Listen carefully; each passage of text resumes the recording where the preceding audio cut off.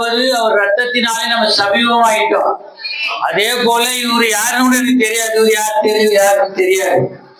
ஆனாலும் இந்த ஜீவனுள்ள வார்த்தைகள் நம்மள உறவா மாத்திச்சு. மூத்த சகோதரர்களை தான் நம்ம போராடி நிற்கிறோம். நமக்காக அவரு போராடுறாரு. இது ஒரு குடும்பம்.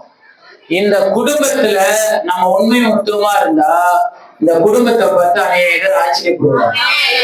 இது ஒரு குடும்பம். கர்த்தர் நல்லவர். என்னுடைய உண்மையாலுமே என்னுடைய சகோதரர் அன்னதாஸ், என்னுடைய சகோதரர்.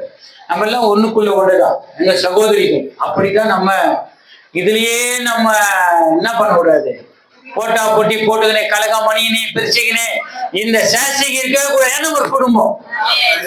அததான் சொல்றேன், ஜீவ பலியாக ஒப்பு கொடுக்கணும்னா இந்த விரலும் ஒரு சரீரம் தான், கண்ணு, இந்த முடி, காலு எல்லாமே ஒரு சரீரம். சபை என்பது ஒரு சரீரம். அதனாலதான் இந்த ஆலயமா மாத்திட்டாரு. நம்ம தான் இந்த ஆலயம். அப்ப இந்த ஆலயத்தை நம்மளே கத்துக்க முடியுமா? நம்மளே கீறி கொண்டா அது பாவம் பைபிள் சொல்லுது.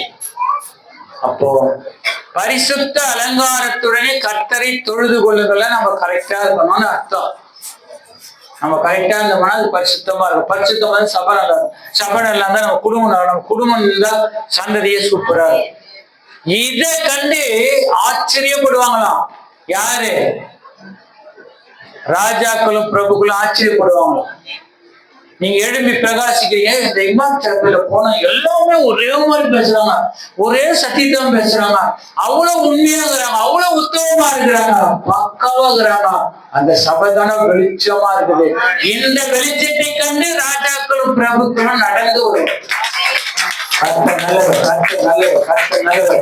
ஆகவே நம்ம வருகைக்கு ஆயத்தமாகும். அதுதான் இதனுடைய தலைப்பே. வருகைக்கு நம்ம ஆயத்தமாய்தான். சோத்ரம், இங்க வருவதற்கு ஒரு முகாந்தரம் உண்டு. அந்த முகாந்தரம் அப்படின்னா இந்த வாக்குத்தத்த வசனத்தை நம்ம வேணா பகிர்ந்து கொள்ளலாம் அப்படின்னு ஒரு வாக்குத்தத்த வசனம் ஒரு மாசமா தலைவரோட கேட்கிறேன். டிசம்பர் மாசம், நவம்பர் மாசம் கேட்கிறேன். தலைவரே ஒரு வார்த்தை கூட எங்க கொடுத்தாரு, கொடுக்கல. அப்புறம் கரெக்டா ஒரு 28ஆம் தேதியோ 29ஆம் தேதியோ நாங்க எங்க ஆபீஸ்ல, எனக்கு ஆபீஸ் தான் எனக்கு இதை படிக்கிறதுக்கு. இங்க ஒரு பைபிள் வச்சிருப்பேன், வீட்டுல ஒரு பைபிள் இருக்கும், மெசேஜ் கொடுக்க ஒரு பைபிள். அந்த பைபிள்ல நான் படிச்சுனே இருக்கும் போது 2 வசனத்தை கொடுத்தாரு. அந்த 2 வசனமும் ஒரே மாதிரி இருக்குது. நான் என்ன பண்றதுன்னு தெரியல. தலைவரே நீங்க என்ன சொல்றீங்க, எங்க கூடுகைக்கு என்ன கொடுக்குறீங்க அப்படின்னு நான் கேட்டேன். புரியல எனக்கு. 2மே ஒரே மாதிரி இருக்குது. அப்பதான் அந்த வார்த்தையை கொடுத்துட்டார் இல்லையா. அப்ப என்னுடைய ப்ரேயர் ரூம்ல வந்து உட்காந்து பெட்ல உட்காந்து நான் எல்லாத்தையும் ப்ரிப்பேர் பண்ணி அந்த வார்த்தையே அசை போட்டுனுக்கிறேன். அசை போட்டுனேங்கிற 2 வார்த்தையும் வச்சு அசை போடும் போது தலைவர் போன் பண்றாரு.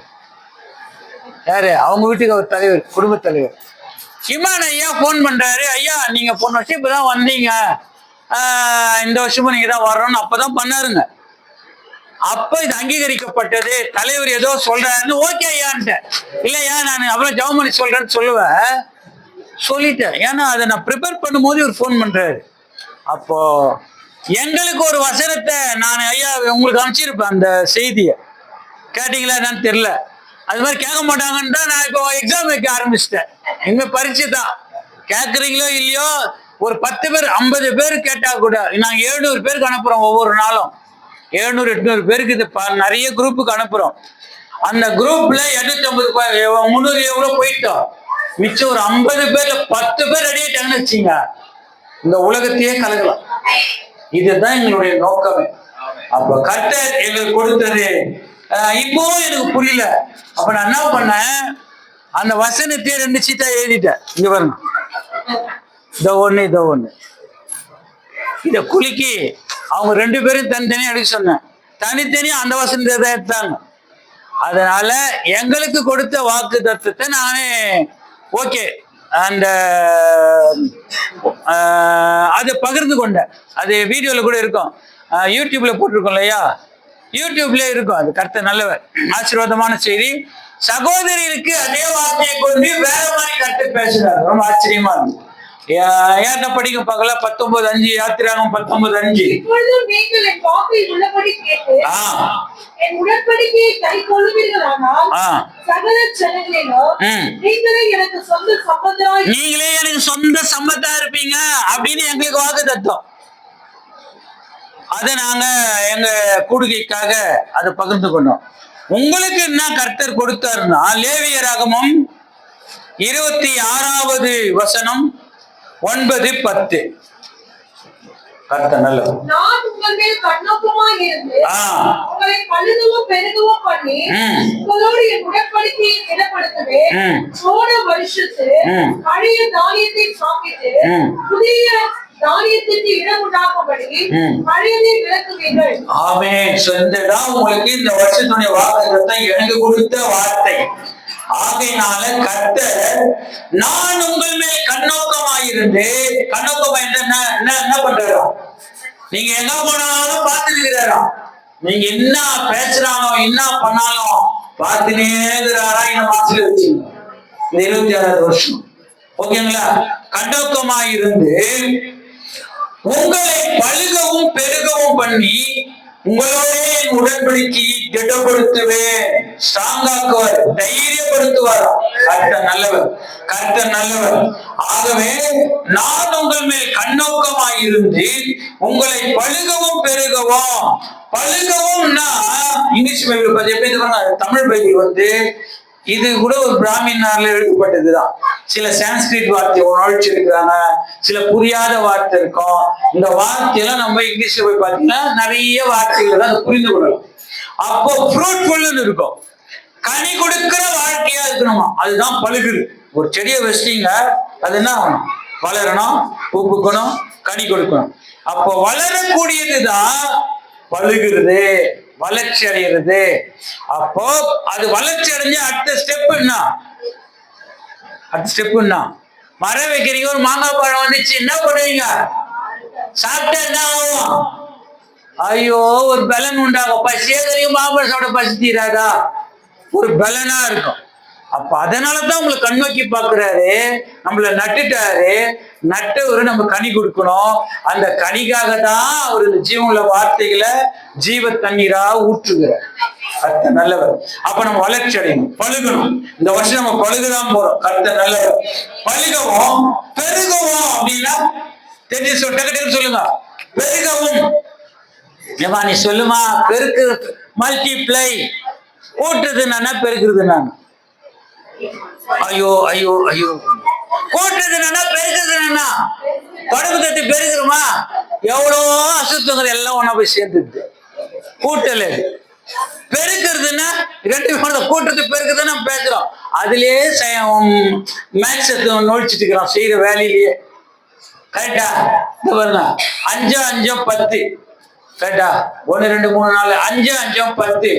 ஒன்னுக்குலயே 5 இருக்குது, இன்னொன்னுல 5 இருக்குது, இன்னொன்னுல 5 இருக்குது, இன்னொன்னுல 5 இருக்குது, 5 5 5 5 இருக்குது. அதுக்கப்புறம் 2 செட் இருக்குது, 5 5 25.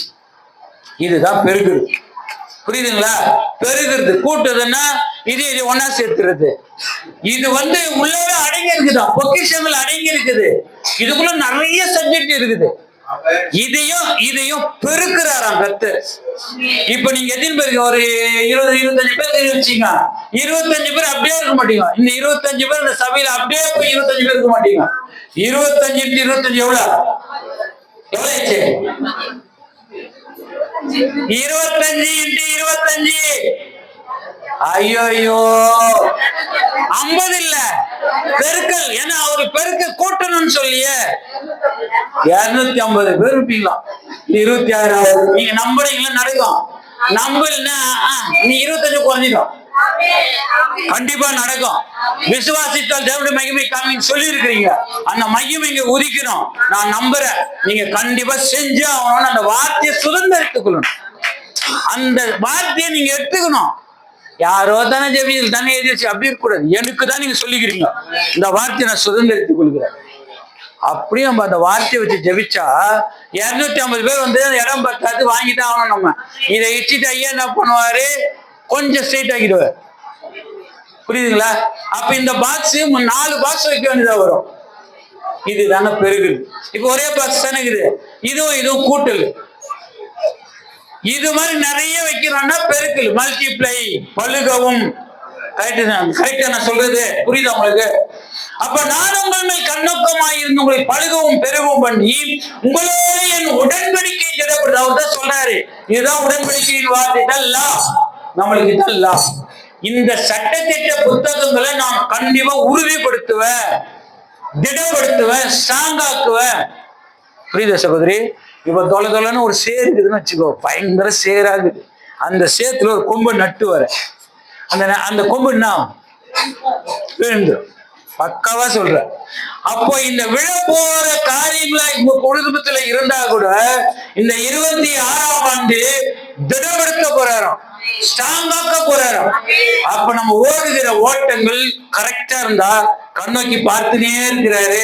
பழுக செய்வார், பெருக செய்வார், பழுக செய்வார், பெருக செய்வார். பழுகிறதுனா எப்படி? உயரமா கனி கொடுக்கிற வாழ்க்கை மேலானது. கரெக்டுங்களா? பழுக பெருகக்கூடியது இங்க நம்ம குடும்ப வாழ்க்கையும் பெருகும். கர்த்தர் நல்லவர், அததான் அவர் சொல்றாரு, ஸ்ட்ராங் ஆக்குவேன். அடுத்தது, போன வருஷத்து பழைய தானியத்தை சாப்பிட்டு புதிய தானியத்துக்கு இடம் உண்டாகும்படி பழையதை விலக்குவீர்கள். இப்போ வீட்டுல புதுசா கர்த்தர் உங்களுக்கு இப்போ துணி வாங்குறீங்கன்னு வச்சுங்களா, பழைய துணி நீங்க யாருக்கும் கொடுக்க மாட்டீங்க, வச்சுட்டே இருப்பீங்க. பழைய கவருங்க, பழசு மேலேதான் அந்த பொம்பளைங்க, ஐயோ சகோதரிகளுக்கு ரொம்ப விருப்பமா இருக்கும் பழைய துணி. அதை சேர்க்க சேர்க்க சேர்க்க அந்த பறந்து மேலன்னு சொல்லுவாங்கல்ல ட்ரம், அதுல நிறைய வீடு காலி பண்ணலாம். அந்த பிளாஸ்டிக் கவர் தான் இருக்கும். கரெக்டா? பழைய துணி தான். ஆனா தலைவர் 26 வருஷம் அப்படி இல்லையா, இதெல்லாம் எல்லாருக்கும் இது குதிரை போறீங்க, எல்லாமே புதுசா இருக்கு போது. வீரவை தந்தா புதுசா இருக்க போது. ஐயோ பழிச்சேங்க, அதெல்லாம் அவரே விளக்கிட்டாரு. நம்மளுடைய சுபாவங்கள் கூட அப்படிதான் இனிமேல் மாறப்போகுது எல்லாமே. அப்ப நம்ம மாற்றுறதுக்கு தான் அவர் கண்வைக்கு பார்க்கிறாரு. ஏன்னா உங்களுக்கு நட்டாரு, நீங்க இந்த சபைக்கு வந்துட்டீங்களே, என்ன பண்றது? அவர் செஞ்சுதான். நீங்க வராம இருந்தீங்கன்னா உங்க பாடு, பிசாசினுடைய பாடு. இப்ப தலைவர் உங்களை இந்த சபையில நாட்டிட்ட வச்சுட்ட. நீங்க எங்கேயோ எங்க இருந்தீங்க? ஒரு தெருவோரமா இருந்தீங்க. ஏன்னா அவர் நடந்து போறாரு சீசர்களோட, எப்ப பார்த்தாலும் பச்சை பசேன்னு இருக்குது. படிச்சிருக்கீங்களா நீங்க? 3 வருஷமா போறாரு. அதுல இப்படி ஒரு பசி இல்லாத காலம். ஆனா போய் பாக்குறாரு, இதெல்லாம் சாப்பிடலாமான்னு போனா கனி இல்லையா, சமைச்சிட்டு வந்துடுறாரு. என்ன தலைவரே, நம்ம போனோம் சமைச்சிட்டு வரும்போது காஞ்சி போயிடுச்சு. இது மாதிரி நம்ம இருக்கக்கூடாது. காட்டத்தி மரமா தான் நம்ம இருந்தோம், ஒலிவ மரத்துல நம்ம இணைச்சுக்கணும் தலைவர். இதைத்தான் நம்ம பயிற்சி எடுக்கணும். புரியுதுங்களா?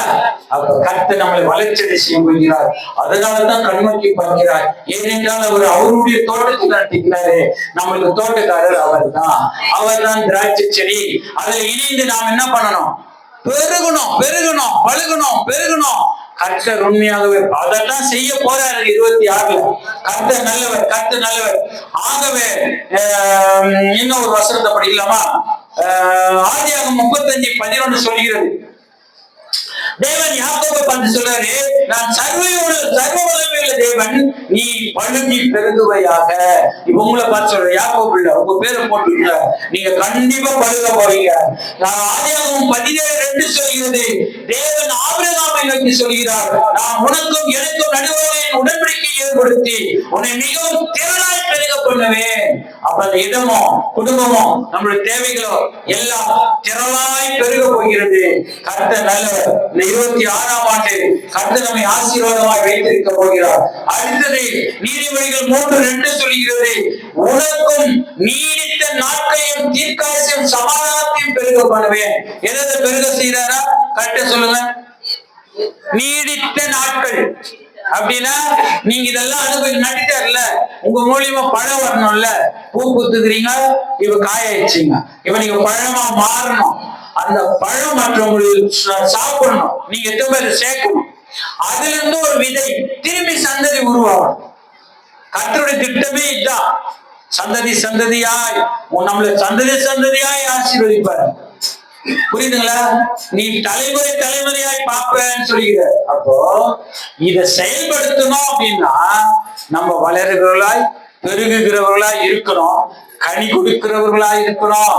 அப்படி கனி கொடுக்க நீடித்த நாட்களை நமக்கு கட்டு கொடுக்கத்தான் ஆவார். ஏன்னா நம்ம பார்க்கணுமே. கண்டு நான் சொல்றது புரியுதுங்களா? இங்க பாருங்க. அப்போ அந்த நீடித்த நாட்களை பெற்றுக்கொள்ளணும்னா கனிகளை கொடுக்கணும், வளர்ச்சி ஆகணும், பெருகணும். எதுல? சத்தியத்துல. அப்ப அந்த ஜீவனுள்ள வார்த்தையை கேட்க கேட்க ஜீவனாய் கத்தவங்களை மாற்றி அந்த நீதியின் பாதையில் அவரை வழிநடத்துவார். அந்த பாதையில மரணம் இல்லையா? நீதியின் பாதையில் ஜீவன் உண்டு, அதுல மரணம் இல்ல. அப்ப நீடித்த நாட்களை உங்களுக்கு கர்த்தர் கொடுப்பார். அடுத்தது தீர்க்காயுசை கொடுப்பாரா, சமாதானத்தை பெருக பண்ணுவாரா. நீ உங்களுக்கு 60 வயசு 120 வரைக்கும் உங்களுக்கு இருந்தாயா அப்படி பெருகிடுவார். கர்த்தர் நல்லவர். ஆகவே கர்த்தர் உண்மையே நல்லவர். இந்த ஜீவனுள்ள வார்த்தைகளை எசேக்கியேல் 36:30 சொல்லுகிறது. நீங்கள் இனிமேல் ஜாதிகளுக்குள்ளே பஞ்சத்தில் உண்டாகும் நிந்தை அடையாதபடிக்கு விருட்சத்தின் கனிகளையும் வயலின் பழங்களையும் பெருக பண்ணுவேன். நம்மளை கர்த்தர் விளைய செய்ய போகிறார், பலன்களை பெருக பண்ண செய்ய போகிறார். கர்த்தர் நல்லவர். அப்போஸ்தலர் 12:24 சொல்லுகிறது. நான் சொல்றேன், எல்லாம் எடுத்தா வாசிங்க, இல்ல நானே சொல்றேன். நேரம் இல்லாதனால வசனத்தை உங்களுக்கு சொல்றேன். யாரும் தூங்கக்கூடாது, கரெக்டா கேட்கணும். கண்ணை மூட்டிங்கன்னு வச்சுக்கலாம், என்ன ஆகுது? கண்ணை மூட்டிங்களா என்ன ஆகுது? கண்ணை மூட்டில உங்களுக்கு தான் தெரியுது. ஏசுநாதர் தெரிறாரா? என்ன தெரியுது? இருட்டா இருக்கும். நம்ம இருட்டுல இருக்க கூடாது. எழும்பி பிரகாசம் ஒளி வந்தது, கர்த்தருடைய மகிமை மேல் உதித்து அப்படியே பிரகாசமா இருக்கணும். பகல்ல நீங்க இந்த இருட்டுல என்ன பண்ணுவீங்க? அப்ப இருட்டுக்குள்ள போயிடக்கூடாது. நம்ம அப்ப எப்பவுமே வெளிச்சமா இருக்கணும், கண்ணை திறந்துக்கணும். கரெக்டா? அப்பதான் வெளிச்சமா இருப்போம். கர்த்தர் நல்லவர். ஆகவே அப்ப ஏன் நம்ம வெளிச்சத்தை பார்க்கதான் வந்தோம்? ஜீவ ஒளி, அந்த ஒளியை பார்க்கதான் நம்ம வந்திருக்கிறோம். ஆகவே அந்த ஜீவனுள்ள வார்த்தைகளை அப்போஸ்தலர் 12:24 இப்பதான் நம்ம சப்ஜெக்டுக்கு வரோம். செடியை வச்சாரு, நம்மள திராட்சை செடியில ஓகே பண்ணிட்டாரு. இப்ப வசனத்தை கொடுத்துட்டாரு. இந்த வசனம் தான் ஒரு ஜீவ தண்ணி, இதுதான் ஜீவ அப்பம். இதை ரெகுலரா நம்ம பெற்றுக்கொண்டே இருந்தா இந்த வசனத்தினாலே வளர்ந்து வளர்ந்து வளர்ந்து பெருகுவோம். வளர்ச்சி என்பது நான் என்ன சொன்னேன்? பழுகி பெருகுவோம். அப்ப இந்த வசனம் தான் நம்மளை பழுகவும் செய்து பெருகவும் செய்து உன்னதமான பலனையும் கொடுக்குது, இந்த உலகத்திற்குரிய பலனையும் கொடுக்குது, அந்த ஆசீர்வாதத்தையும் கொடுக்குது, இந்த ஆசீர்வாதத்தையும் கொடுக்குது. அப்ப நம்ம என்ன பண்ணோம்? பழுகணும், பெருகணும். அவர் பார்த்துட்டே இருக்கிறாரு. அப்ப கர்த்தர் நல்லவர். அப்போ அப்போஸ்தலர் 16:5 சொல்கிறது, சபைகள் விசுவாசத்தில் சிறப்பட்டு நாளுக்கு நாள் பெருகிற்று. இங்க பாருங்க. ஆமா, இப்போ நம்ம ரோட்ல இருக்கோம், அவர் தோட்டத்தை நட்டிக்கினாரு, ஒரே மரம் தான் இருக்குது. இப்ப இந்த மரத்தை இது மாதிரி பார்த்தோம்னா அழகா வளரும் அந்த மரம். இப்ப என்ன பண்ணிட்டு நிறைய செடிகளை கொண்டு வச்சுட்டாரு. அப்ப அது என்னது? தோப்பாயிடுச்சு. தனி மரம் தோப்பாகாது. அப்ப நிறைய மரத்தை வச்சுக்கிறதுனால அது என்ன ஆயிடுச்சு? தோப்பாயிடுச்சு. அதுதான் அவர் சொல்ல வர்றாரு. தேவ வசனம் வளர்ந்து பெருகிட்டு குடும்பத்துல, உங்க இண்டிவிஜுவலா பெருகிச்சு. இதை எடுத்து அப்படியே சபையில நாட்டுறாரு. ஒவ்வொன்னையும் எடுத்து நாட்டுறாரு. நட இந்த சபையே விசுவாசத்துல பெருகிச்சான். புரியுதுங்களா? அப்போ இந்த இடம் மல்டிப்ளை பெருகி எங்க போவோம்? 250 போவோம். புரியுதுங்களா? 25 50 இருக்காது. ஏன்னா தோப்பு ஆயிடுச்சு. தனித்தல் மூலம் பயங்கரமா கனி வந்துச்சு. இப்ப ஒவ்வொரு மரத்திலையும் பாத்தீங்கன்னா சாதாரணமா ஐயாக்கெல்லாம் முருங்கைக்காய் கோலையா காய்க்குது. இது என்ன பண்ணீங்க? ஒரே ஒருத்தர் சாப்பிட்றீங்களா? 10 ரூபாய் 20 ரூபாய் விற்பீங்க. மிஞ்சி போனா சொந்தக்காரங்களுக்கு கொடுப்பீங்க. ஒருத்தன் பார்த்துட்டான் கவர்மெண்ட்ல, என்னடா இந்த மரம் இப்படி காய்க்கிறாங்க, ஏற்றுமதி பண்ண ஆரம்பிச்சு. நீங்க கோட்டீஸ்வரி ஆயிட்டீங்க. ஏன்னா அது எப்ப பார்த்தாலும் காய்ச்சி நிக்குது. புரியல சொல்றது? இது போலதான் நம்ம ஜீவியம் இருக்கணும். கனி கொடுத்துக்கிறவங்களா இருந்தா நம்ம எப்படி நீங்க கர்த்தர் வைப்பாரு? உங்களை எங்கேயோ கொண்டு போவாருங்க. என்னுடைய மகள் எனக்காக பழுகுது பெருகுது. இது எப்படி நான் சும்மா விடுவேன்? சபையில கொண்டு வந்துட்டாரு. இந்த சபை குடும்பத்துல இருந்தீங்க, சபைக்கு வந்துட்டீங்க. சபை கையில் விசுவாசம் சிறப்பிட்டு நாளுக்கு நாள் பெருகிட்டு ரோமர் 5:15 சொல்கிறது, இயேசு கிறிஸ்துவின் ஒரே மனுஷனுடைய கிருபையினாலே வரும் ஈவும் அநேகர் மேல் அதிகமாய் பெருகிற்று. அப்ப இந்த கூடுகையில், இந்த சபையில, அந்த குடும்பத்துல கிருபை உங்களை விட்டு போகவே போவாது. அவருடைய சமூகம் உங்களுக்கு முன்னாடிதான் இருக்கும். கர்த்தர் நல்லவர். அப்ப நம்ம எப்படி ஆகணும்னா பழுகணும், பெருகணும். கர்த்தர் நல்லவர். இப்படி செஞ்சிட்டதுனால இப்பதான் உங்களுக்கு அந்த புதிய தானியத்தை கர்த்தர் கொடுக்க போகிறார். மார்க் 1:22 சொல்லுங்க. 22:27 பாத்தீங்களா? படிங்க. அவர் வேதபாரகரைப் போல் போதியாமல் அதிகாரமுடையவராய் அவர்களுக்கு போதித்தபடியால் அவருடைய போதனை குறித்து ஜனங்கள் ஆச்சரியப்பட்டார்கள். அவருடைய ஜெப ஆலயத்திலே அசுத்தாவில் உள்ள ஒரு மனுஷன் இருந்தான். அவருடைய நசரேயனாகிய இயேசுவே மத்தேயு 1:22. Okay, mark 1:22. புதிய உபதேசம் வருதா? புதிய உபதேசம் 27 வருதா? மார்க் 1:22-27 புதிய உபதேசம் இருக்கும். எல்லாரும் ஆச்சரியப்பட்டு இந்த புதிய உபதேசம் எப்படிப்பட்டது? அதுதான் நம்ம இங்க படிச்சோம். அந்த நீங்க பாருங்க, போன வருஷத்து பழைய தானியத்தை சாப்பிட்டு நிறைய உபதேசம், நிறைய செய்தி கேட்டிருக்காரு, சாப்பிட்டு இருக்கீங்க.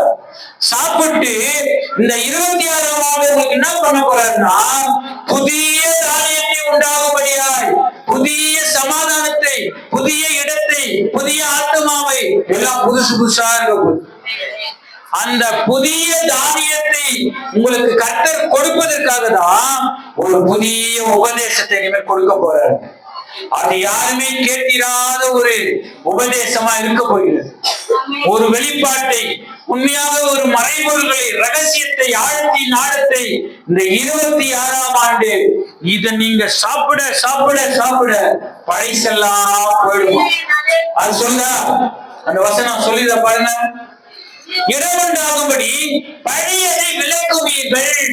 அப்ப கர்த்தர் இப்ப புதிய ஒரு உபதேசத்தை கொடுக்க போகிறார். கர்த்தர் நல்லவர். அடுத்தது எபேசியர் 4:23 சொல்கிறது, ஒரு புதிதான ஆவியை கர்த்தர் கட்டளையிட போகிறார். அதே 24 சொல்கிறது, நம்ம ஒரு புதிய மனுஷனா மாறவும் இருக்குதான வசல எபேசியர் 4:23-24. ஆகவே இந்த 26ஆவது வருடம் நமக்கு ஒரு புதிய உபதேசம், ஒரு புதிய ஆவி, ஒரு புதிய மனுஷனாய் கர்த்தர் மாற்றி இந்த ஆவிக்குரிய காரியத்தை கர்த்தர் நம்மை கொண்டு போகிறார். 1 கொரிந்தியர் 2:9-10 சொல்கிறது, விதைக்கிறவனுக்கு விதையையும் புசிக்கிறதற்கு ஆகாரத்தையும் அளிக்கிறவர் உங்களுக்கு விதையை அளித்து அதை பெருக பண்ணி உங்கள் நீதியின் விளைச்சலை வர்த்திக்க செய்வார். முதலாவது என்ன செய்ய போறாரா? இப்ப நீங்க தோட்டத்துக்குள்ள வந்துட்டீங்க, வந்துட்டு பிறகு நிறைய காய்க்கிறது, முருங்கை மரம் நிறைய வந்துச்சா, இப்ப அதுல இருந்து விதை வரணும். இப்ப இந்த விதைய அதை காய வச்சு கர்த்தர் விதையாக்கி, இந்த விதைய என்னடா இது, நம்ம கிட்ட ஒரு மரம் தான் இருக்குது, இல்ல 2 மரம் தான் இருக்குது, இவ்வளவு செழிக்குத, இதை ஏன் நம்ம தோட்டமா மாத்தக்கூடாது அப்படின்னு அவங்க என்ன பண்றாங்க, அந்த விதையை விதைக்கிறதுக்கு, அநேகர் சொல்லுவதற்கு, அநேக ஊழியர்கள். ஏன்னா நீங்க சபைக்குள்ள வந்துட்டீங்களே, புரியுதா சொல்றது? குடும்பம் ஆசீர்வதிக்கப்பட்டுச்சு, சபையில ஆசீர்வதிச்சிட்டீங்க, இப்ப உங்களை வெளியில கொண்டு போக போறாரு. கொண்டு போகும்போது தான் விதையை விதைக்கிறது நீங்க அவர்கிட்ட கேக்குறீங்க, விதையை கொடுக்குற.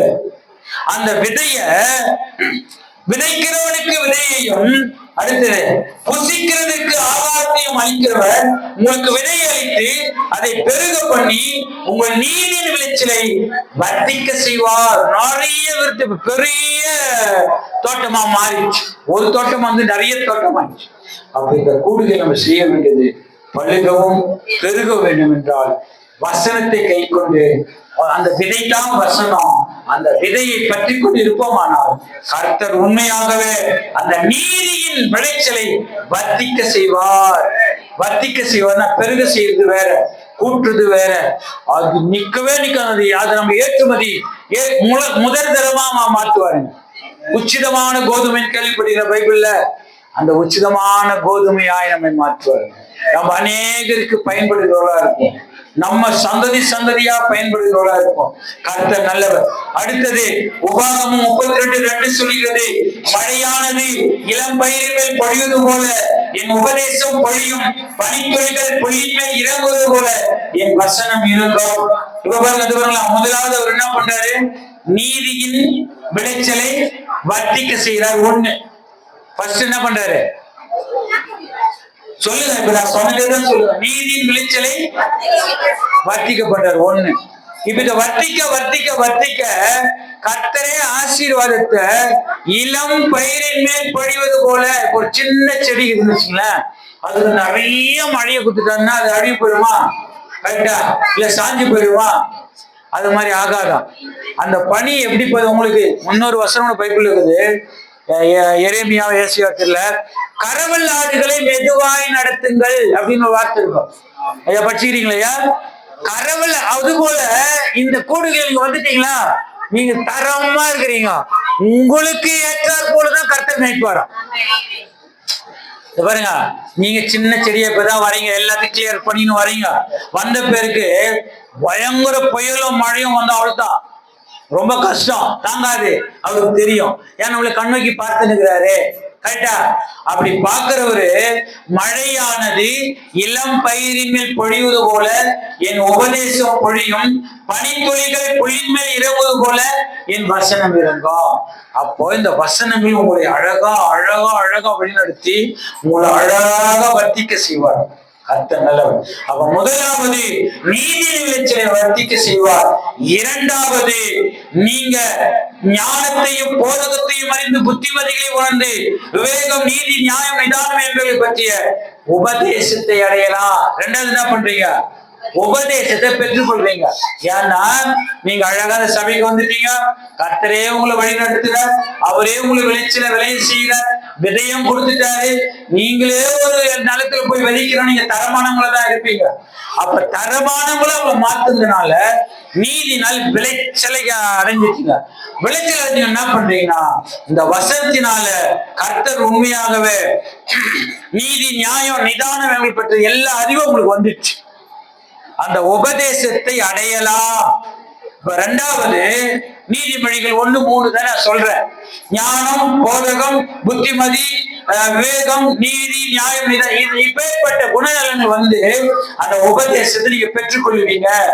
மூன்றாவது ஏசியா 30:23 சொல்கிறது, நீ நிலத்தில் விதைக்கும் விதைக்கு அவர் மழையையும் நிலத்தின் பழைய பலனாகிய ஆகாரத்தையும் தருவார், அது கொழுமையும் புஷ்டியுமாயிருக்கும்.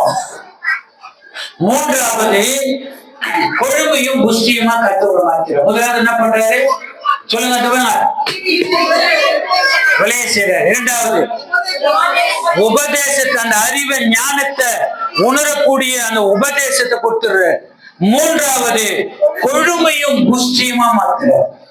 நான்காவது, ஏசியா 55:11 சொல்கிறது, என் வாயிலிருந்து புறப்படும் வசனமும் இருக்கும், அது வெறுமையாய் இடத்துக்கு திரும்பாமல் அது நான் விரும்புகிறதை செய்து நான் அதை அனுப்பின காரியமாகும்படி வாய் கவிபாருங்க. அங்க பாருங்க, என் வாயிலிருந்து அவர்தானே விதையை கொடுத்தாரு. விதைக்கிறவனுக்கு விதையும் வாயிலிருந்து அவரே உங்களுக்கு விதையை கொடுத்துட்டாரா? என் வாயிலிருந்து புறப்படும் வசனம் இங்க பாருங்க கொடுத்துட்டாரு, அது திரும்பாது. அப்படின்னா நீங்க தான் அந்த விதை, நீங்க திரும்ப மாட்டீங்க.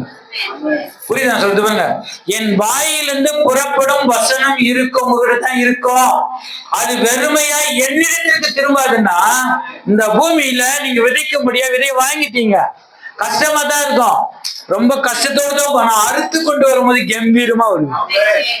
பைபிள் தான் சொல்லுது. கரெக்டுங்களா?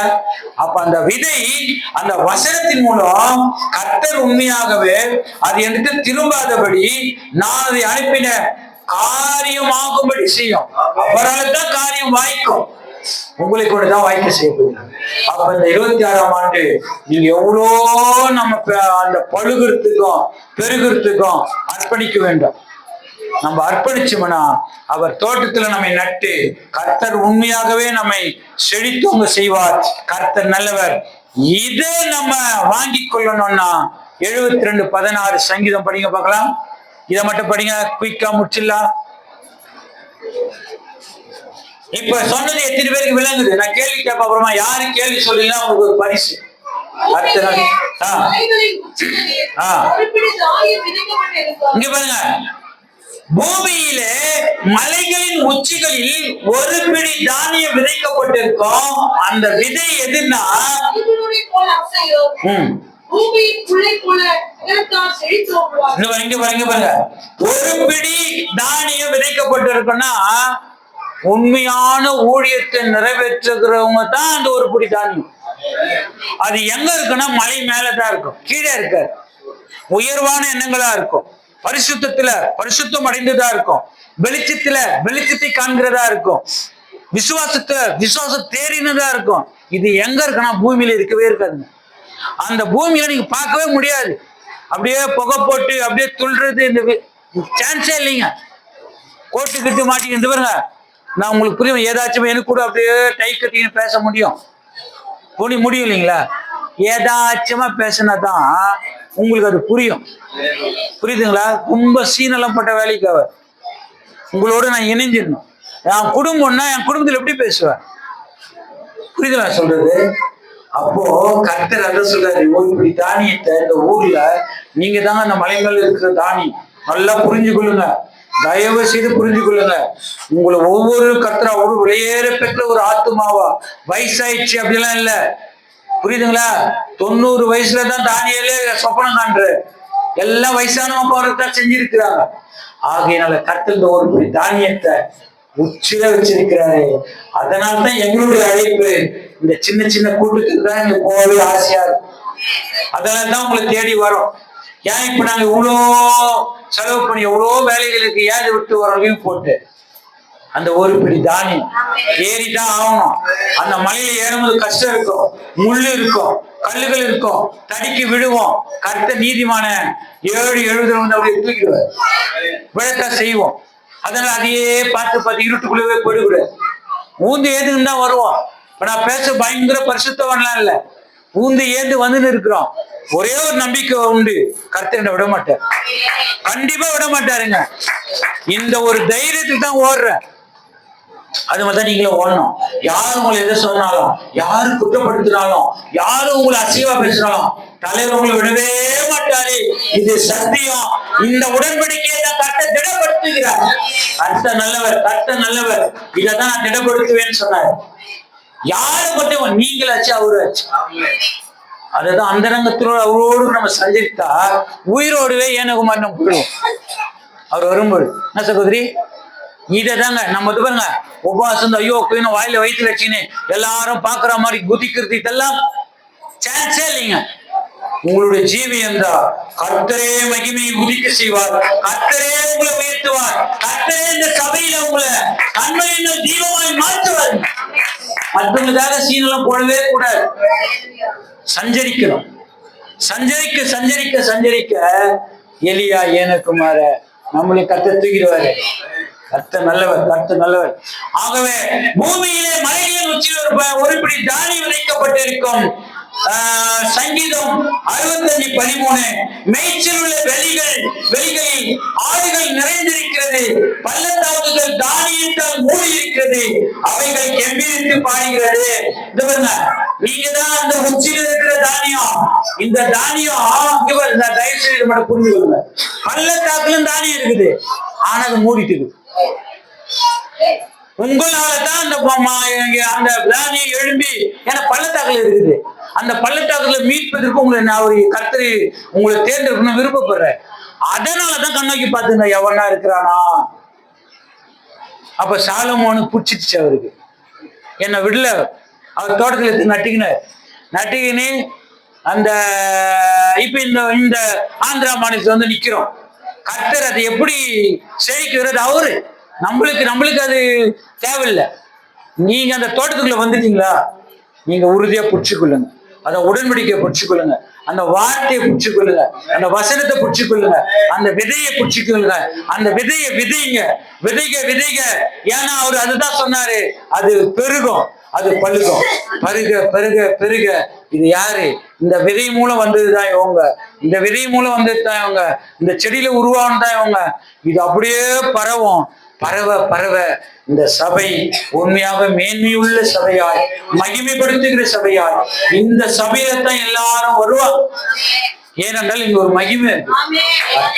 கர்த்தர் நல்லவர். ஆகவே அந்த பள்ளத்தாக்குகள் தானியத்தெல்லாம் மூடி இருக்கிறது. அவைகள் கம்பீரித்து பாடும்.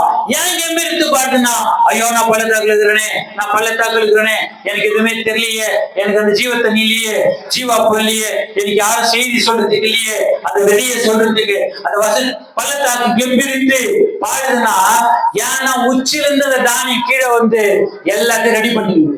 உங்களை கொண்டுதான் செய்த. புரியுதுங்களா? கர்த்தர் நல்லவர். அதனாலதான் இந்த சபைய யாருக்கும் தெரியாம உச்சியின் மேல அழகா வச்சிருக்கோம். நீங்க ஒரு தானி. புரியுதுங்களா? விதை என்னது? நம்ம விளைய செய்யறது. மாலை பூ என்னது? தள்ளி வச்சுப்போம். இந்த பூவே எல்லாத்தையும் சேர்த்து ஒன்னா கட்டிட்டா என்னது? மாலை. நீங்க சபையில இருக்கிற மாலை. பூ ஆனா அழகா இருக்கணும். குடும்பத்துல நம்ம ஃபர்ஸ்ட் போராடினா பூவா குடும்பத்தை அழகா ரெடி பண்றாரு. குடும்பம் ரெடி பண்ணா சபையில மாலையா மாறிடுறீங்க. இந்த மாலை அழகா ஒரு இடத்துல பிரதிபலிக்கும். அது எங்கன்னா தலைவர் கழுத்திலே இருக்கும். நீங்க போட்டீங்க, போட்டு என்ன சொல்லுவாரு? ஏய் ஸ்டாலின் முன்னா ஒரு சந்தன மாலையத்துன்னு போடுறேன்னா மேட்ரு தெரிய. இப்ப ஸ்டாலினுக்கே நான் போடுறேன்னு வச்சுங்களேன். யார் அவன் திடீர்னு வந்து மாலை போடுறான்? அந்த மாலை போடுற தகுதி எனக்கு இருக்குது. நானு ரொம்ப வாட்டி கவுன்சிலர் ஆயிட்டேன், எம்எல்ஏ ஆயிட்டேன், எம்பி ஆயிட்டேன். இப்ப எங்க இருக்கிறேன்? இந்த விதை மலை மேல உச்சியில இருக்கிறேன். இந்த உச்சியை கூப்பிடுறாரு ஸ்டாலின். கூப்பிட்டு அவன் வர சொல்லு அப்படின்னா நான் மாலையை போடுறேன். மாலை போடுற என்ன பண்ணுவாரு? என்னுடைய காரியத்தை அந்த சீல்ல முத்திரையில ரெடி பண்ணின்னு ஒரு லெட்டர் வாங்கி வந்துடுவார். புரியுதா சொல்றது? இப்ப இந்த ஊருக்கு ஏதோ ஒண்ணு சேங்ஷன் ஆகணும், இல்ல ஏதோ ஒண்ணு நடத்துக்கணும். நடந்துக்குன்னா அவர் சீல் போட்டு தருவாரே, தர மாட்டாரு. ஏன்னா இந்த பொருள் கொடுத்துட்டாரு. நான் கிரியேட்டை செலுத்தி இருக்கிறேன், நான் அவ்வளவு ஃபீல்ட் ஒர்க் பண்ணிருக்கிறேன். அவ ஃபீல்ட் ஒர்க் பண்ணிக்கிறேன் எப்படி விட்டுருவாரு? அந்த முத்திரை மோதிரமாய் உங்களையும் என்னையும் கர்த்தர் வைக்கபடிதான் கண்ணோக்கி பார்த்து கொண்டு உச்சியின் மேல மலை மேல நம்மள அழகா சீக்கிரட்டா கொஞ்சம் கைப்பிடியில வச்சிருக்கிற அந்த கைப்பிடியில இருக்கிற விதைதான் நீங்க. இந்த விதை எதுக்கு பயன்படும்னா பள்ளத்தாக்கில் இருக்க மூடி போட்டு இருப்பாங்க, அதுக்கு பயன்படும்.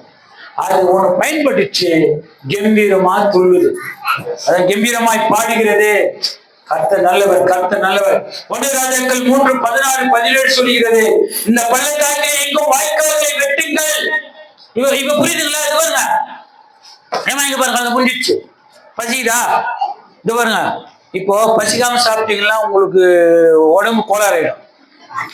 இப்ப இது பாருங்க, இன்னொன்னு சொல்ல பாருங்க, நிறைய கட்டைக்குது, நிறைய போக்கிக்கு நிறைய போட்டு எரிய போடுறோம். எரிய போட தண்ணி ஊத்துறோம்னு வச்சுக்கன்னா ஒரு சவுண்ட் வருமாறாதா? ஒரு மாதிரி பயங்கர சவுண்ட் வரும் தண்ணி ஊத்துனா. கரெக்டா தப்பா? அங்க புகை மட்டும் ஊத்துனா தண்ணி ஊத்துனா தெரியவே தெரியாது. புகை வந்துதான் இருக்கும் தண்ணி ஊத்துனா கூட. ஆனா எரிஞ்சிச்சுன்னு வச்சுங்க, தண்ணி ஊத்துனா அது ஒரு மாதிரி சவுண்ட் வரும். அதுல இருக்கிற இதெல்லாம் பறக்கும். அது போல உங்களுக்கு பசி எடுக்க இந்த செய்தியை கேட்க ஆனாலும் ஆயிடுவீங்க. அப்புறம் சாப்பாடு போட போறாங்க, சூப்பராயிடுவோம் நம்ம. கர்த்தர் நல்லவர். ஆகையினால கர்த்தர் உண்மையாக உங்களை எதிர்பார்க்கிறேன். தயவு செய்து நம்ம விதையா மாறும். ஒரு பிடி தானியம், இந்த தானியத்தை விதைக்கிறவனுக்கு விதையை கொடுக்கிறாரு. நீங்க போயிட்டு விதைக்கணும். விதைக்க இந்த சபை பழுகணும், பெருகணும். உங்க குடும்பம் சமாதானத்துல பழுகணும், பெருகணும். பொருளாதார தேவைகள்ல பழுகணும், பெருகணும்.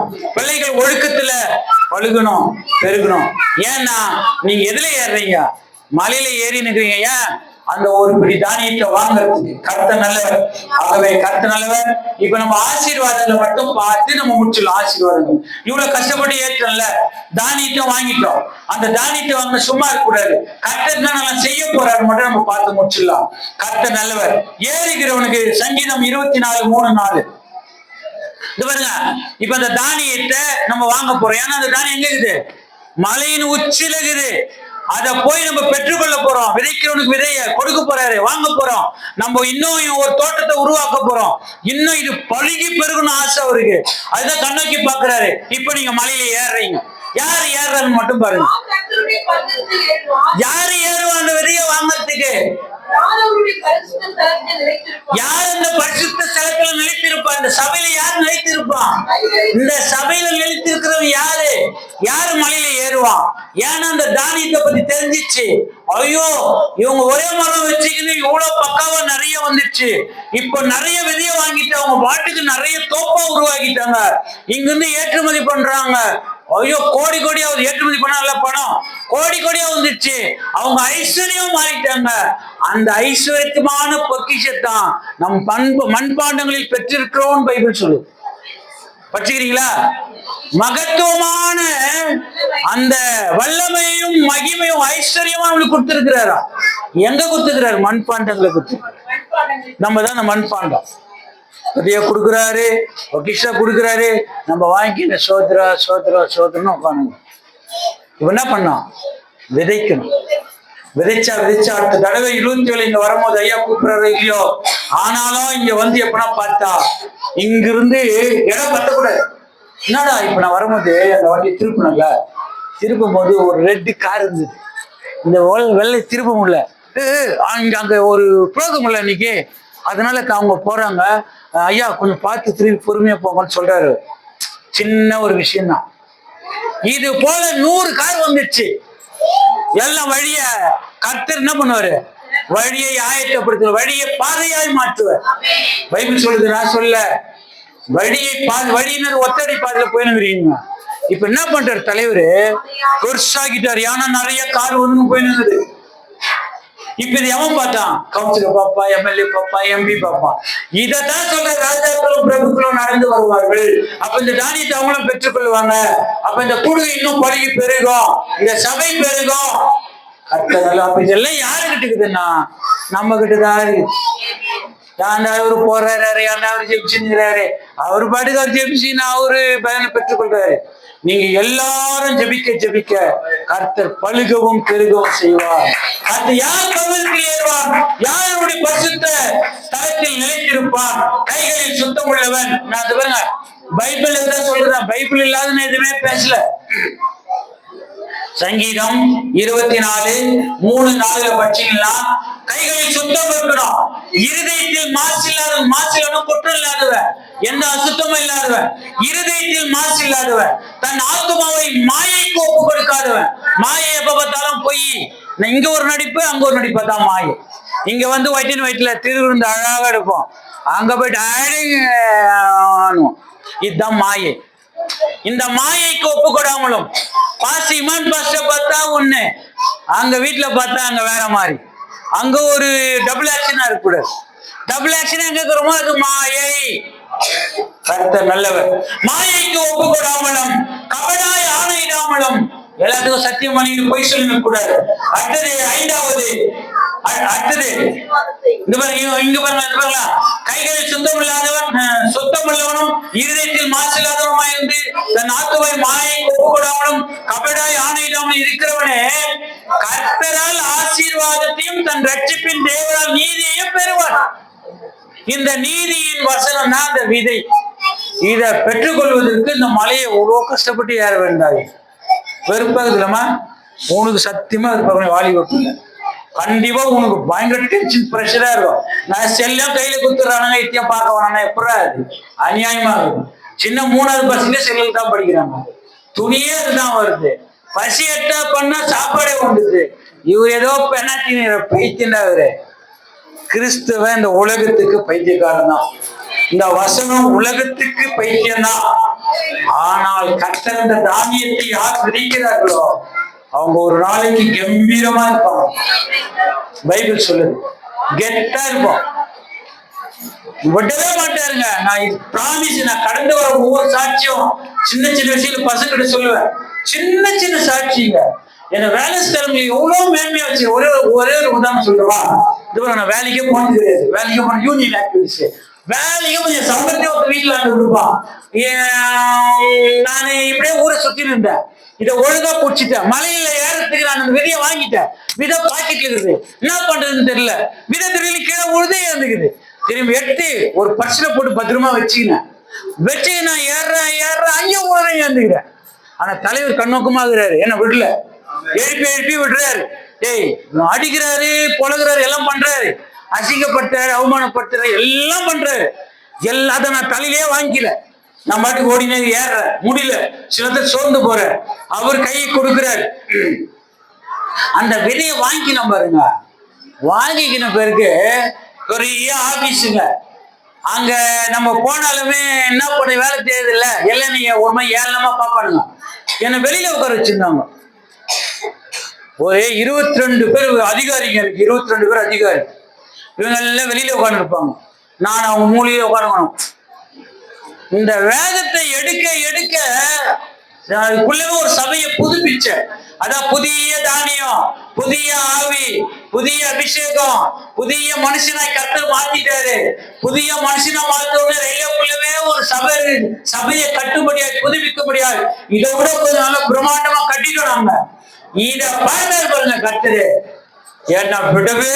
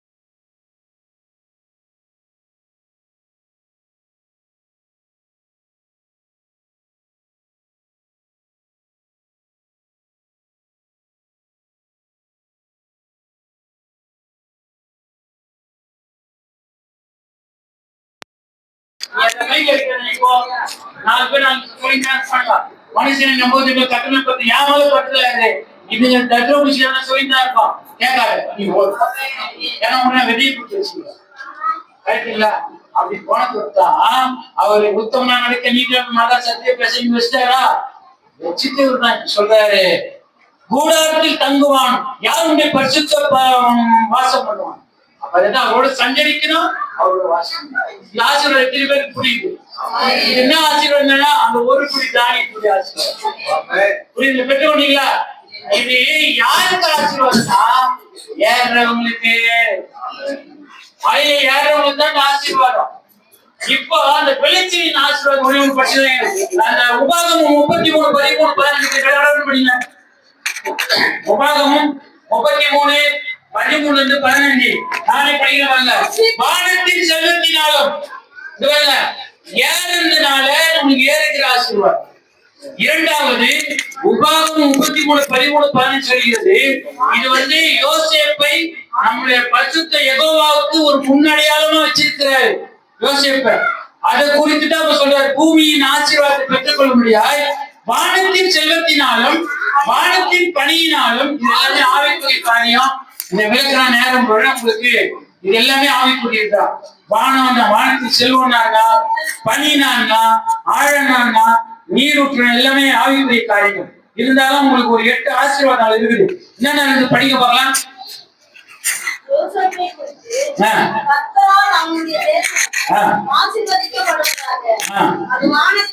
முதலாவது வானத்தின் செல்வத்தினாலும், இரண்டாவது வானத்தின் பணியினாலும், மூன்றாவது ஆழத்தில் உள்ள நீர். ஆழத்தின் நீர் எதுக்கு? பள்ளத்தாக்குல அந்த நதிநீர் மூடிப்பட்டிருக்குது. நீங்க போய் ஏறி வாங்கிப்பட்டீங்க, எட்டாயிரத்துக்கு போனீங்க. இப்ப உங்களை கொண்டு ஆசீர்வதிச்சு எல்லாத்தையும் நீதி கொடுத்தாரு. மெசேஜ் எப்படி கொடுக்கணும் அப்படின்னு உங்களுக்கு எட்ட நிச்சுட்டாரு. இப்ப நித்தியம் சும்மா விடல. இப்ப அடுத்தது ஆசீர்வாதம் சொல்றாரு, வானத்தின் செல்வம், வானத்தின் பணி, ஆழத்தில் நீரூற்று. இந்த நீரூற்று எங்க போனா பள்ளத்தாக்கு போகணும்.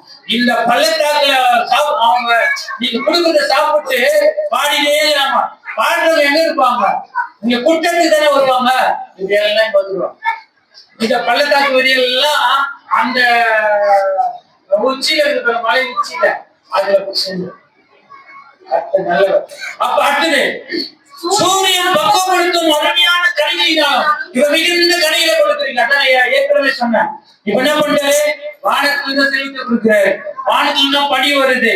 அவர் கஷ்டம் நீங்க போயிட்டீங்க. அவர் தான் உங்களை வேலை செய்யறாரு. ஆணையத்துல நீரூற்றுகளை உண்டு பண்ற தண்ணியில நினைக்கிறீங்களா? இந்த சாப்பிட்ட நீர் சூரியன் பக்குவப்படுத்தும் அருமையான கணிகை. சொல்லுங்க, சூரியன் இருந்தாதான் அந்த நீதியின் சூரியன் இருந்தாதான் பழம் வரும். எல்லாம் வேலைக்காக சூரியன் இருந்தாதான் செடி வரும். அப்ப அந்த நீதியின் சூரியனா நமக்கு அவர் தான் இருப்பார். பக்குவப்படுத்தும் அருமையான கணிகையாலும், சந்திரன் பக்குவப்படுத்தும் அருமையான பலன்களினாலும். ஆறாவது ஆதி பர்வதங்களை உண்டாகும் செல்வங்களினாலும் திறமைகளினாலும். நித்திய மலைகளால் பிறக்கும் அருள் பொருள்களினாலும். அங்க நித்திய மலை இருக்குல்ல, என்றென்றும் அழியாத எவர்லாஸ்டிங் காட் கிறிஸ்து, கண்மலையாகி கிறிஸ்து, அவரோடு தான் நம்ம இருக்கிறோம். அதான் நித்திய கண்மலை. அந்த நித்திய மயம் அப்பப்பா என்ன பண்றாரு? பேக்கம் அரும்புற அந்த என்ன புரியல. அதுதான் 12 கல்லு. வைடூரியம் 12 கல்லு வெளிப்படுத்த. இது எல்லாமே ஆவிக்குரிய அர்த்தம் கொண்டது. அந்த 12 கல்லும் ஆவிக்குரிய. ஒண்ணு அன்பு, ஒண்ணு விசுவாசம். அது போல ஒவ்வொரு ஆவிக்குரிய அர்த்தம் உள்ளது. அந்த நித்திய மலைகளால் பிறக்கும் அருள் பொருள்களினாலும் அந்த 12 கல்லுக்கு உகந்ததாய் உங்களை மாற்றி நாடும் அதன் நிறைவும் கொடுக்கும் அருமையான தானியங்களினாலும் ஆசீர்வதிக்கப்படுவதாக. இப்ப உங்களை ஆசீர்வதிச்சுட்டு அந்த உலகத்திலேயும் அந்த பூமியில உங்களை ஆசீர்வதிச்சு. ஏன்னா நீங்க ஏறினீங்க, விதைய வாங்கிட்டீங்க. விதைய வாங்கினதுனால இந்த விளைச்சலின் ஆசீர்வாதம் உங்களுக்கு வேணும். இந்த விளைச்சலின் ஆசீர்வாதம் நீங்க பண்றீங்க, ஏற்றுமதி பண்றீங்க. எங்க ஏற்றுமதி பண்றீங்க? தலைவர்கிட்ட. அந்த தலைவர்கிட்ட ஏற்றுமதி பண்ணதுனால அவங்க உங்களுக்கு கேஷ் அனுப்புறாரு. என்ன கேஷ் அனுப்புறாரு? கோடி கோடியா அனுப்புறாரு. நீ இங்க கோட்டீஸ்வரி ஆனாங்க, அப்பார்ட்மெண்ட்ஸ் கட்டிட்டு வாடகை கொடுக்குறீங்க. என்ன பண்ணிக்கிற? வானத்தின் செல்வம், அடுத்தது வானத்தின் பனி, ஆழ்குள்ள நீர் ஊற்று, சூரியன் உங்களுக்கு ஏற்ற மாதிரி பக்குவமா இருக்குது, சந்திரன் பக்குவப்படுத்த அருமையான பலன் கிடைச்சிருக்குது. ஆதி பருவதனை உண்டான செல்வங்கள், திரவியங்கள், நித்திய மலைகளால் பிறகு அரும்பொருள். அந்த பொருள் என்று நம்மளுக்கு ஆச்சரியமா இருக்கு, பயங்கர அற்புதமா இருக்குது. எப்படி நடந்தது புரியல. அந்நாடும் அது நிறைவோம். இப்போ நம்ம பக்காவா இருக்கோம்னா இந்த தேசமும் சேமமா இருக்கும். அப்ப நாடு சீர்கட்டு போதுன்னா யாரும் நம்மளால, சபை சீர்கட்டு போதுன்னா யாரும் நம்மளால, குடும்பம் சீர்கட்டு போதுன்னா எல்லாரும் நம்மளால. அப்ப நம்ம கரெக்டா இருந்தா தேசம் சேமமா கரெக்டுங்களா? அப்புறம் ஏறி அந்த மலையின் உச்சிருக்க தானியத்தை பெற்றுக்கணும். கர்த்தரே எல்லாம் விளைய செய்வார். முதலாவது ஒருத்தர் தானியத்தின் ஆசீர்வாதத்தை பார்த்தோம், அடுத்து விளைச்சலின் ஆசீர்வாதத்தை பார்த்தோம். இப்ப கர்த்தர் உன்னதமான ஆசீர்வாதத்தை நம்மளுக்கு கொடுத்து கர்த்தர் அவரோடு நம்ம ஒப்படைச்சுட்டு போற. சங்கீதம் 78, 23, 25. சங்கீதம் 78, 23, 25 முடிச்சு. கர்த்தர் நல்லவர். உயரத்திலுள்ள மேகங்களுக்கு கட்டளையிட்டு வானத்தின் கதவுகளை திறந்து. இங்க பாருங்க. இனிமேல் நம்ம அவரோட நம்மள அவர் ஒன்னாகிறோம். இப்ப அவர் நம்மளை வச்சு கட்டளையிடுறாரு. உயரத்தில் உள்ள மேகங்களுக்கு கட்டளையிடுறாரு. வானத்தின் கதவுகளை திறக்கிற. இதெல்லாம் அதிசயம் என்ன? யாரை கொண்டு? உங்களுக்காக, உங்களை கொண்டு, உங்களுக்காக செய்கிறார். அவர் உயரத்தில் உள்ள மேகங்களை கட்டளையிடுறார். ஒண்ணு. இரண்டாவது, வானத்தின் கதவுகளை திறக்கிறார். மன்னாவை அவர்களுக்கு ஆகாரமாக வர்ஷித்து உங்களுக்கு தேவதூதர்கள் சாப்பிடுறது உங்களுக்கு கொடுக்கிறாராம். ஏன்னா நம்ம ஏறி அந்த தானியத்தை பெற்றுக்கொண்டோம், உலகத்தில் ஆசீர்வாதங்களை பெற்றுக்கொண்டோம். அவரோடு நம்மளை வச்சுக்கினாரு. அவரோடு நம்மளை வச்சுக்கிறதுனால உயரத்துல மேகங்கள் கட்டளையிடுறாரு, வானத்தின் கதவுகளுக்கு கட்டளையிடுறாரு, மன்னாவை நமக்கு ஆகாரமாக பொழிகிறாரு, வர்ஷிக்கப்படாத கொடுக்கிறாரு, வானத்தின் தானியத்தை அவர் கொடுக்கிறாரு. தூதர்களின் அப்பத்தை மனுஷன் சாப்பிட்டார். இதுதான் ஒரு பிடி தானியத்தினுடைய ஆசீர்வாதம். இந்த ஒரு பிடி தானியத்தில் எவ்வளவு ஆசீர்வாதம் தெரியுமா? எத்தனை பார்த்தோம்? அது ஒரு 7, இது ஒரு 8, இது ஒரு 5. மொத்தம் எதிராச்சு 7, 8, 10, 15, 19 இல்லையா? 20 ஆசீர்வாதம் 2026 இதை பெற்றுக்கொள்வதற்க போராடுங்க. மயில ஏற கத்துக்குங்க. கஷ்டமை மேன்மையா வைப்பார், இந்த சபையை வைப்பார், தேசத்தை சேமமாய வைப்பார். இப்ப நம்ம கொடுத்த அந்த 2வது ஜபத்துக்கு நல்ல ஒரு தலைமை ஏற்படுத்தினா, ஏன்னா வானத்துக்கே கட்டளை இருக்காங்க. நம்ம சொன்னா கேட்க மாட்டாரா? கண்டிப்பா கேட்பாரு. வானத்தின் கதவுகளை திறக்கிறவனுடைய தெய்வம். சொல்லுவாங்க, அசால்ட்டா விட்டுறாதீங்க, தயவு விட்டுறாதீங்க. எங்க போனாலும் சாப்பிடும் போது கூட இந்த தானியத்தை நினைவு கூறணும், அந்த அரிசியை நெல்லை நினைவு கூறணும், கோதுமையை நினைவு கூறணும். இந்த கோதுமை அரிசி வசனம், இந்த வசனங்களை நினைவு கொண்டே இருக்கணும். தேவனே அப்பா, அந்த உச்சில கொஞ்சம் வெளியே வாங்கணும், நான் அநேகருக்கு சொல்லணும், இந்த சபை பெருகணும், இந்த சபை பழுகணும், என் குடும்பம் பழுகணும், என் குடும்பம் பெருகணும். ஏன்னா நீங்க தான் சொல்லிக்கிறீங்க, உடன்படிக்கை திடப்படுத்துவேன்னு சொல்லியிருக்கிறீங்க. அந்த வார்த்தை நீ சொல்றீங்க, செய்யாம வரவே கூடாது. இது தப்பு ஆண்டவரே. தைரியமா பேசலாம் அவர்கிட்ட. அவரை பார்த்து பயப்படலாம், பயப்படக்கூடாது. அவர் சூப்பர் நேச்சுரல் பவர் உள்ளவர். நீங்க கண்டிப்பா உண்மையா கரெக்டா பக்காவா நீங்களாம். என்ன தலை இந்த மாதிரி பண்ணிருக்கீங்க, அப்படிதான் கேட்பேன். என்ன தலை நீ ஓவரா பண்ற சீன் அவரு நெருக்கமா, நீ நெருக்கமான கேட்டா பிசாசு கூப்பிட்டு எத்தனை பிசாசு சொல்லிடுவா. அவரு தீமையினால சோதிக்க மாட்டேன், நம்மள அவங்க ஒக்க வச்சுட்டு வந்துடுவாரு. சோதனை இப்ப வர அவன் யாரு? சோதனை எல்லாமே டெஸ்ட், அவன் லேப்ல இருக்கிறவன், அவங்ககிட்ட குத்திட்டு வந்துடுவாரு. அது மட்டும்தான் செய்வாரு. அவன் என்ன பண்றான், ஏது பண்றான்னு காலியே பண்ணுவான். ஒரு ஆக்சிடென்ட் காலி பண்ணுவான், கை கால் ஊந்து போய் பண்ணுவான். ஆனா தலைவு பண்ண மாட்டேன். தப்பா நினைச்சுக்காரு.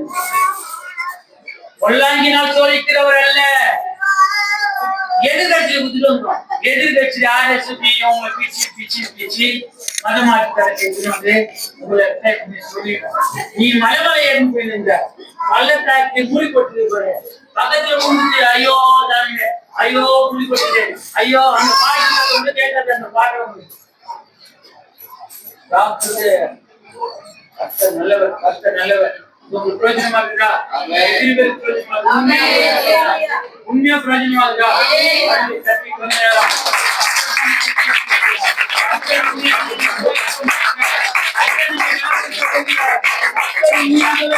நம்மை விருந்தாய் விட மாட்டாரு. கர்த்தர் நம்மை உச்சிதமான தேவதையினால் அவர் கலைஞர்களை சேர்க்க போகிறார். கர்த்தர் உண்மையாக நம்மை பலப்படுத்தி ஸ்திரப்படுத்தி உறுதிப்படுத்தி கர்த்தர் நிலைநிறுத்தி செய்ய போகிறார்.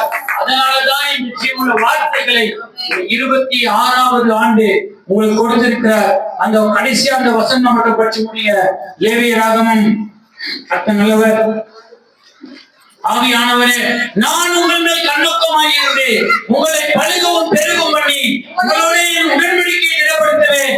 போன வருஷத்து பழைய தானியத்தை சாப்பிட்டு புதிய தானியத்தை கிடமுண்டாகபடி பழையதை விளக்குவீர்கள். புதிய தானியம் அந்த மலைகளின் உச்சியில் இருக்கிறது. ஏற கற்றுக்கொள்ளுங்கள். நீங்க ஏற ஏற ஏற ஆசீர்வாதங்கள் பெருகிக் கொண்டே இருக்கும். நீங்க பழுகுவீர்கள், நீங்க பெருகுவீர்கள். கர்த்தர் உங்களை கொண்டு பலத்த காரியங்களை இந்த இடத்துல செய்யலாம் போகிறார்.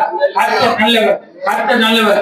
அதுதான் இந்த வார்த்தையை ஆசீர்வதித்து கர்த்தர் உண்மையாகவே இந்த ஆசீர்வாதம் முழுவதுமா இந்த சபை மேல இறங்கும்படியாய் கிருபை பாராட்டுவாராக. ஆமென், ஆமென், ஆமென். கர்த்தர் நல்லவர்.